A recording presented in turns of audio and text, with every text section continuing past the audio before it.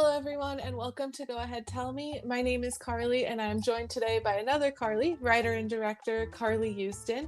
It is always great to meet another Carly. Thank you for taking the time to join me today. I'd love to get us started by learning a bit more about your background and journey to award-winning filmmaker. I also love meeting other Carlys. I feel like there's not many of us, so it's always Agreed. it's always exciting. Um, Thank you for having me. I'm so excited to be here. Let's see, my journey. Oh gosh, it's long, but I'll try to condense it.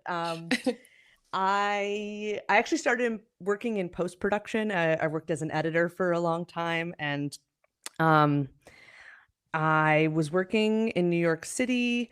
Um, at Logo, Viacom's like LGBTQ channel, which still Oh, exists. very cool. That's where Drag Race was born, but now Oh. it's on VH1 and Paramount Plus and all that. But at the time, this is like 7 million years ago. It was right when the show launched, and I was in the right place at the right time. I was like editing on-air promos, and I kind of got assigned the Drag Race, and it was very exciting. Cut to a few years later, and they're letting me kind of like come up with a whole promo concept and actually direct these shoots with the queens and with RuPaul. And so Wow. my first time like directing professionally, not just like messing around with my friends in a camcorder, RuPaul. And Fun. I was like, right? Like, and I was just like, oh my God. Like, first of all, you're 100 feet tall and you're like an icon, and this is incredible. But there was also this moment where I was like, oh, this is what I'm supposed to be doing. I'm supposed to be Mm. directing. Like, it just felt like everything fell into place. And so it was from there that I started trying to shift my focus from less from editing and more into directing and writing and things like that. Moved to LA, started working in kind of like I moved to LA in early 2013. So it was like when kind of like short form digital content was just like exploding. Hmm. And bounced around directing and working with a bunch of different companies and things like that. Got to do a lot of really fun different projects, including for me at the time, the Holy Grail, which was directing for Funny or Die. Oh, yeah. As somebody who grew up loving comedy and who is most passionate about making Hmm. comedy, that was just like, oh my God. And so then I made a very micro budget feature film with some friends called Suicide Kale. Hmm. We ended up winning Best First Feature at Outfest that year. Wow. And from there, I was like, okay, I'm like really gonna do this. I'm gonna try to really like make this shift from like working on the digital side to like trying to get really into like film and television as a director, as a writer.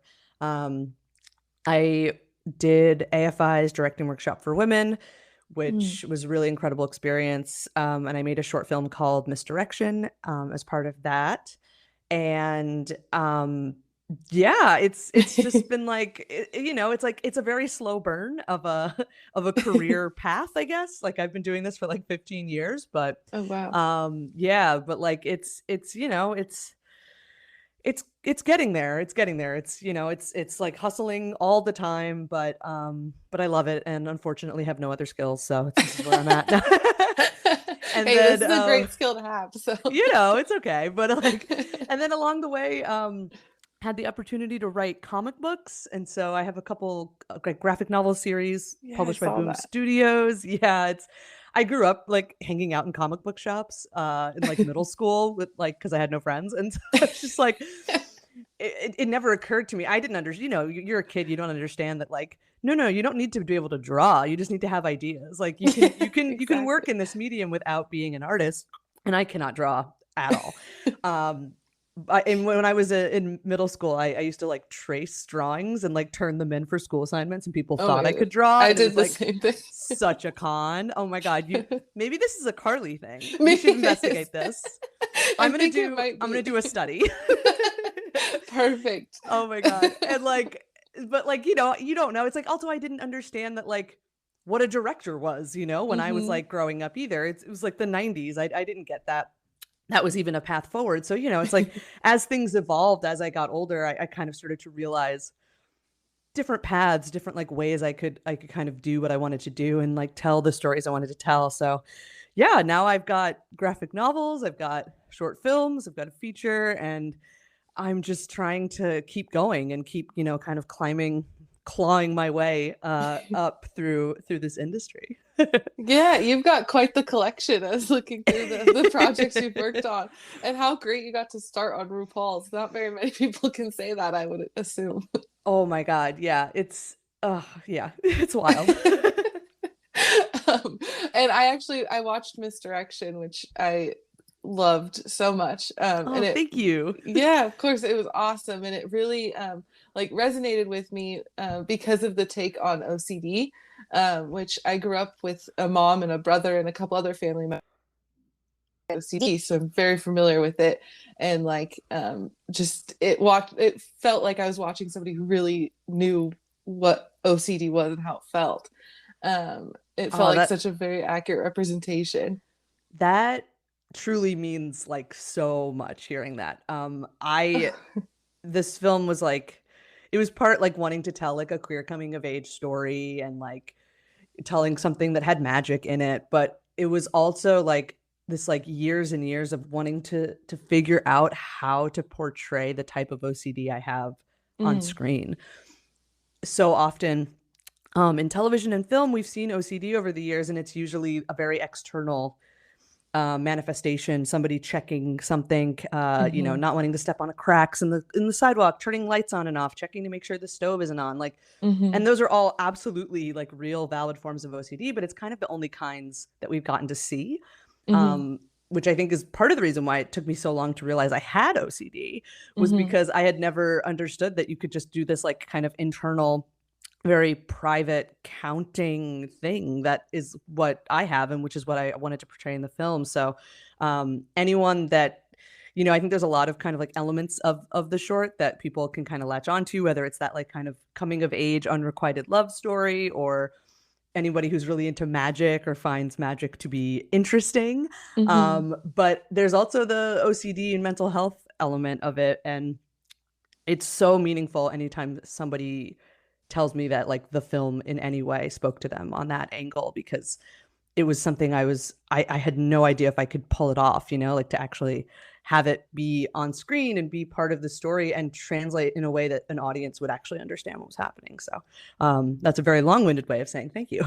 Oh, yeah, no, of course it what you really did pull it off. Like it was so good, and I hadn't seen, like you said, I hadn't seen media do that in a way that it felt um so real, but also that it wasn't the main focus of it either. Like it Hmm. was a part of the story, but there's still so much more to it. And sometimes I feel like that kind of gets like when mental health is addressed, that just becomes the focus, and then there's like they don't Hmm. live outside of that mental health issue. Absolutely. Um That was really important to me too, is just like showing that this was like a fully realized character. This is like a well-rounded person, and that's one element of their life. But they have so many other things, going on. It's also why I chose not to do, for the queer storyline, was more like an unrequited love coming of age mhm. story versus like a coming out story, because I've seen it. Like I don't need to see coming out stories anymore. We've seen so Yeah. many of them. So it's, I wanted to really, make it be more like, no, this person just happens to be queer and happens to Hmm. be in love with their roommate. Now what happens? They just happen to have OCD, and sometimes it's fine and it's manageable, and sometimes it can get to be overwhelming. And I think for people who have lived those experiences, I hope that it feels authentic.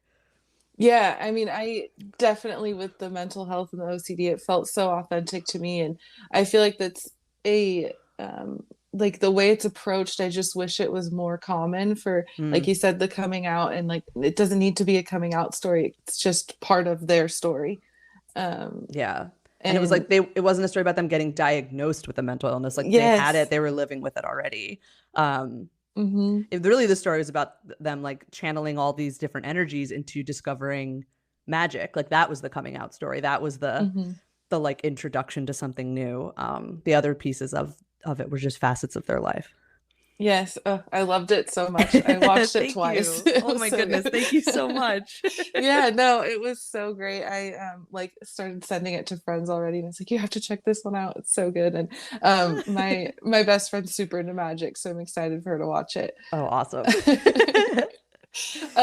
So kind of on that same note, I wanted to ask you, like, what is important to you in terms of what people take away from your work? Because I see a lot of your work is very like intellectual, and it has a lot of meaning to the work. Well, I've never heard my work described as intellectual, so thank you. I'm taking that with me. I'm definitely gonna hold on to that. I I think, it's like it's tough because like there's the projects that you do because you're hired to do them, and there's the Hmm. projects you do because they are like meaningful, or like they're projects I get to write Hmm. and really like craft from the start.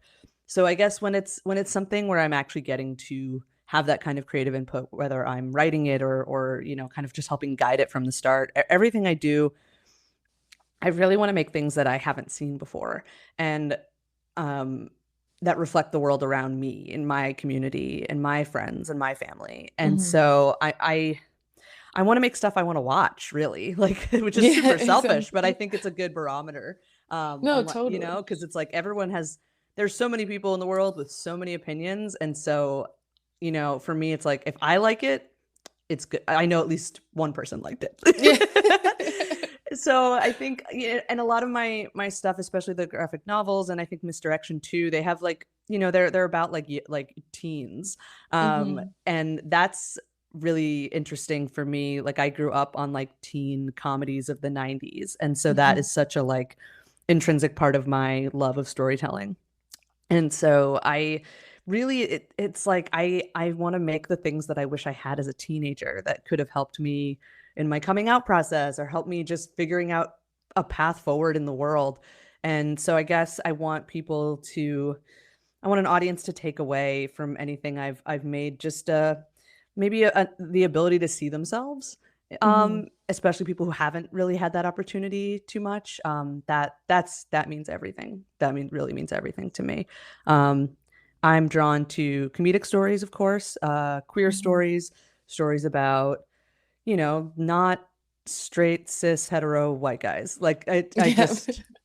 I just really kind of run screaming in the other direction Yeah, we've seen a because we've lot of seen it. those. Yeah, exactly. So I'm not as interested in, I'm not even interested in watching things like that. Like, Hmm. although I would say something like Ted Lasso kind of, that snuck by because it's so good. But Oh my God, that's so funny you mentioned that because last night we were talking, or my friend was like, "You guys need to watch Ted Lasso." And my it boyfriend's like, "I is haven't heard anything wonderful. about that." He's like, "Nobody's told me to watch that before." And so I'm gonna be like, "See, my friend said it, and now another Carly said it, so we gotta Yeah, watch and it." I think a Carly recommending something to another Carly holds a lot of weight in the Carly 100%. community. No, it's Agreed. so good. I was just getting into the second season last night actually, and I was just like, oh god, this show is just like absolutely delightful.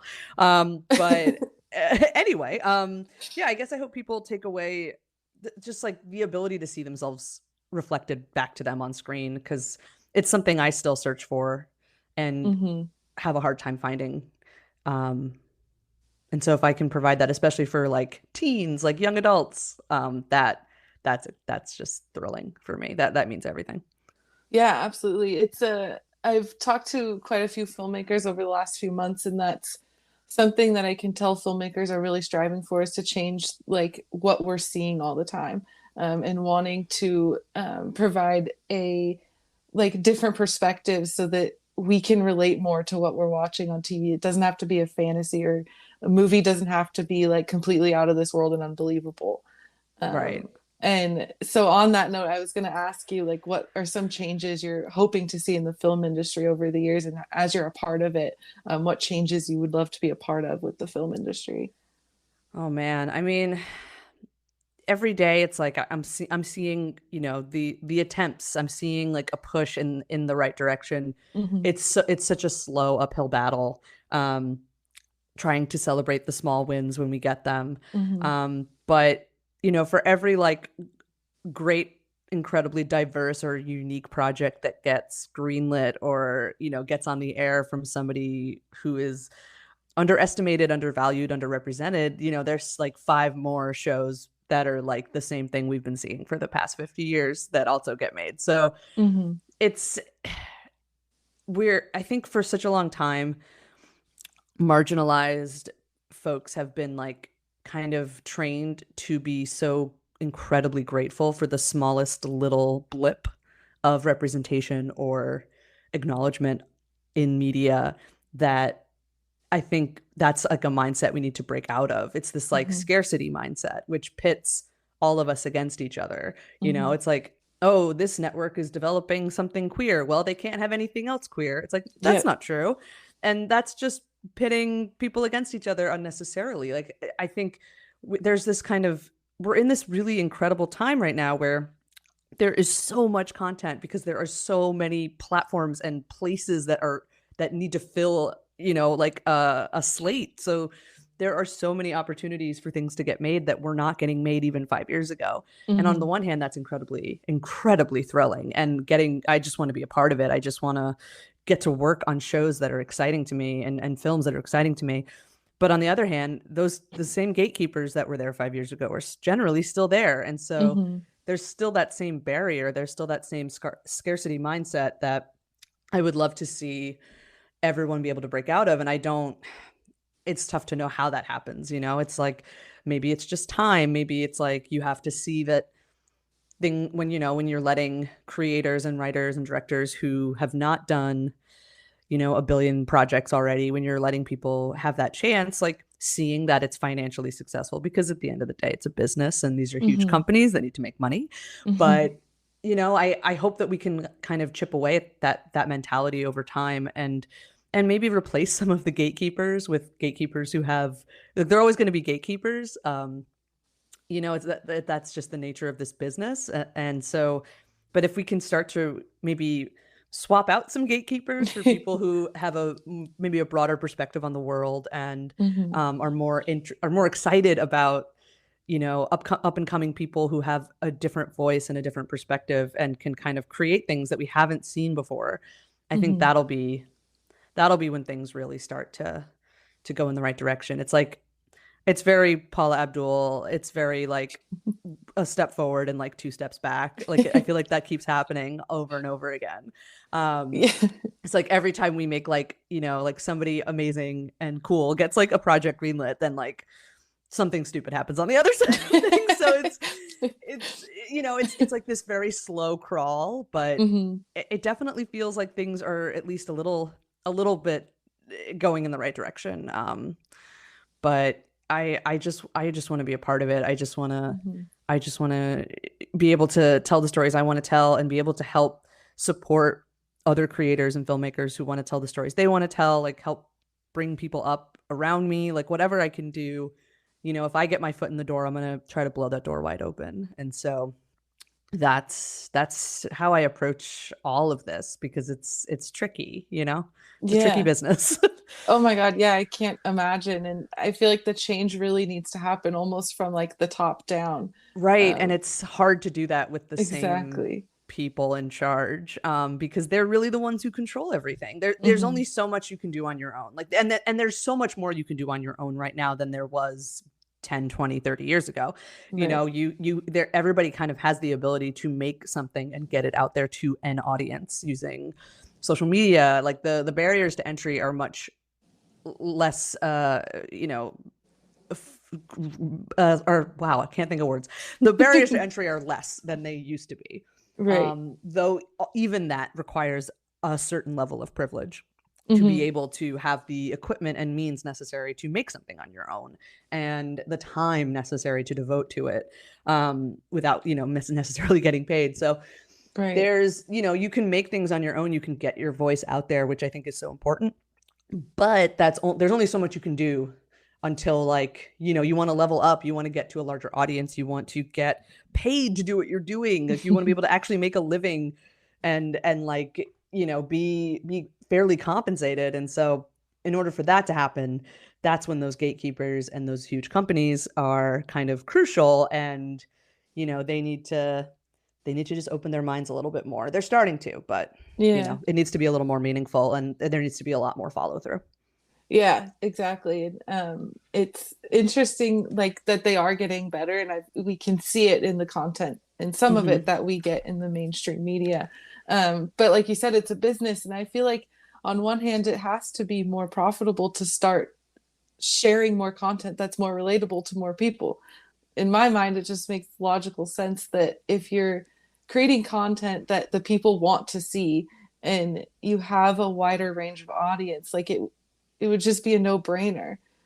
Absolutely. And the data supports it as well. Like all the Mhm. studies that have been done, all like the studies, I need to like pull them up. I don't want to like misquote anything, but I've read so many studies where it's like it just is so obvious that it's like also a smart financial and business decision to be Right. doing things like this. So it's people just get stuck in a way of doing things, and people are they can't see the forest of the trees or whatever. So it's getting there, but it's very slow. But I agree, kind of a no-brainer.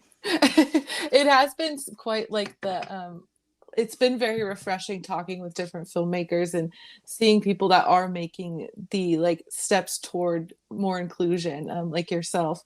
And it's because I wanted to be a part of the film industry for so long. I went to film school and everything. But it's so hard, and it's such a hard journey. Like you Hmm. said, the financial aspect of it is so difficult. And so people like yourself who have been able to do it and are trying to make a difference with their work is really, really cool to see.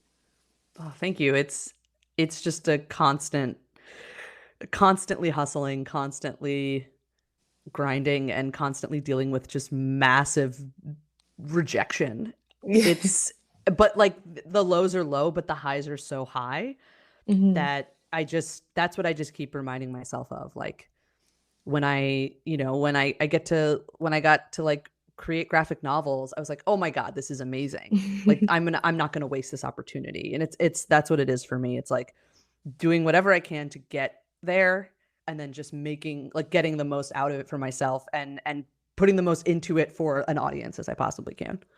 Mm. Yeah, and it comes through in your work too. I didn't get to watch the whole thing, but I was watching clips of Suicide Kale and reading about that film as well. And I kind of wanted to ask you for my own like interest about the process of that film because I saw that it was done in like 5 days. And it just seemed like such a cool process and that was one of your first projects, right? Yeah, it was my first and only feature. It was a collaborative experiment with my friends, really is what it was. My my friend Brittany Nichols came up with the concept. It was we had all seen, it was the summer that Tangerine came out. I'll start there. Oh, Tangerine had come out. We all saw Tangerine. We were blown mhm. away by not only what an incredible film it was, but the fact that they shot it on iPhones. Right. That was really interesting. It was very like, they made it for like what, like $100,000. Like, I mean, that's such a low budget Hmm. for a film. And so the conversation in our group of friends became like, we have a little bit of free time. Like, none of us are particularly busy at the moment. So what excuse do we have to not be making a film? And once Brittany presented that to us, none of us could really argue with that, because you're like, actually, we should make a film. Why did this not occur to me? So Brittany had this concept. She pitched it to all of us. We kind of rounded up the team. Um, I directed, edited. My wife, Robin Romer, is a photographer and producer. She shot it. We shot it entirely on DSLRs using Wow. just natural light. One of the stars of the film, our friend Jessica Nicole, who's an incredibly talented actor in her own right. Hmm. She's like, let's shoot it at my house. Her house is just sort of like already kind of art directed beautifully and has a lot of natural light. So we're like, okay, we can do this. Brittany wrote a script, but the script itself was under 40 pages, which for a Wow. feature is not a script. Yeah. So there was, some every scene was in there, but some scenes had full dialogue, some scenes were a sentence or two, some scenes were bullet points, and then we kind of assembled our friends, a lot of whom are not just actors but also improvisers, and so that we really we really trusted our actor pals to kind of create their own characters. Like, we were like, this is the general story, and then we let everyone come up with their own characters, and kind of we kind of built the narrative. And then yeah, we shot it at Jessica's house. She lives in Eagle Rock, so it was just like Mm. driving over to Eagle Rock. We would shoot 8-hour days, because, real talk, we all live lives, we want Yeah. it to, like, not be, this whole, like, what, 12, 14, 16-hour days. You don't need that. Yeah. You don't need to do that. You can just do 8-hour days. We shot the film essentially in real time. The story takes place in real time, so we tried to just kind of keep it really naturalistic. There's definitely things I would go back and do differently if I could, but I also think that, it's not like anyone was giving people like us money to make a film like this. We call it mumblequeer. Um, like mumblecore, like the Duplass brothers kind of Okay. inspired that idea. Oh, I love the Um, Duplass brothers. oh yeah, absolutely. And so, it was just like two couples having lunch and kind of like this character study in like kind of these relationships falling apart and evolving. Um, Mm. and it was 5 days, 8-hour days, and we went into it like, okay, look, at the very least, we all got to hang out. We got to make something. We got to learn. We got to kind of flex these different creative muscles. It's not like we had anything else going on these days. Um, and that's and like, maybe we make something, I'll edit it, and like maybe no one will ever see it. Maybe it'll be a thing where you watch it and you're like, this is only funny to this group of people that made this film. Like a thing that can't exist outside of that because nobody would care. But we watched it and we're like, actually, this feels like a real film. Like, did we do this? Did we pull this off? And we started showing it to other people and they were like, yeah, this is a real film. So we started submitting to festivals. And we kind of made the rounds on the queer film festival circuit, screening at, pretty much all of them. But then the award we won at Outfest was so unexpected and so huge, and just I'm still like, I can't believe that happened, because it was major. I mean, we really didn't think anybody would ever even get to see it because we didn't think it would be good enough. But the grand total we spent on the film was like $4,000 or $5,000, which was just for a color grading and a mix. Wow. Because we all, just donated our time because we all had a stake in it. We were all Yeah. invested in doing this together. None of us had ever really done anything like that before. And it was such a magical experience getting to go on that adventure with my friends and then actually getting to show people what we made after the fact. It's still pretty incredible. Yeah, that's I'm like a lot of loss for words because as you were saying this story, I was like, wait, it won Best First Feature. I'm pretty sure. Like I read that somewhere. It And did. so and that's just incredible. And it's so inspiring to like someone like me who's wanted to make film but always has an excuse not to. Oh, there's Um, always excuses not to. I am right. so good at talking myself out of doing things. I'm a double Taurus, so my like general Oh. state is just sitting at home and doing virtually nothing. But you can't really argue with the logic of we don't have an excuse not to make a film. I was like, Right. damn, you got me, Brittany. Okay, you did it. You totally convinced me. That one sentence convinced me. I was like, I have no rebuttal. You are correct. And now I will devote every waking moment of my life to making this awesome until it's done. And that's what we did. It was so much fun. It was so much fun. That's amazing. I think I'm gonna have to throw that line at some of my friends that we've talked about for years making something and Just we've do just it. never That's done the it. way to get them. You have to just be like, can you come up with a reason not to? And when they just kind of stare at you, you know that you got them. Boom, Try it. got him. Definitely try it. You got to get them. You got to hook them. That's the way to hook them. Thank you. Thank you. I really love that advice and I'm gonna use Oh, it. yes. Yeah. All credit to the one and only Brittany Nichols. All right. Well, thank Brittany and the other Carly. Yeah. Before we go, I know you have a lot going on, right? Project wise and upcoming projects that you have. Yeah, I've been busy, which has been amazing. There were definitely parts of the last year and a half that were not busy. But things have also gotten busy again, which I'm extremely grateful for. Yeah, I have a lot of things I unfortunately can't talk about, but I will Right. say that I do have some things coming out in the next few months. Some stuff that I'll share on all my social medias and my things. But I unfortunately can't say anything about them No worries. I just wanted to give anybody listening like an yet. ear to listen for new Carly projects. And I will say that everything have coming out that I'm working on right now is extremely queer. So get into it. Perfect. It's Yeah. going to be fun. Awesome. Well, I love that, and I'm very excited to see what you've got coming.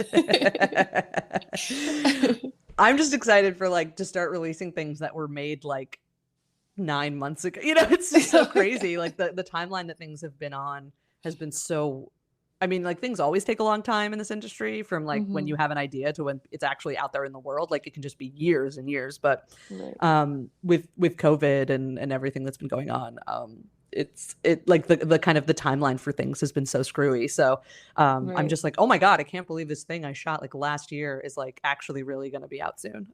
So it's really exciting to kind of get to finally put these things that I've been working on out into the world. So I hope people like them, but if they don't, just don't tell me about it and I'll be fine.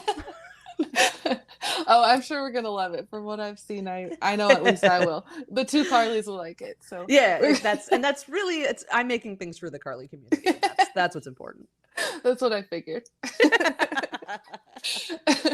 Well, thank you so much for joining me. It's been a blast talking to you and learning about your process and journey. And I'm sure everyone listening is going to love it as well. So thank you so much for being here.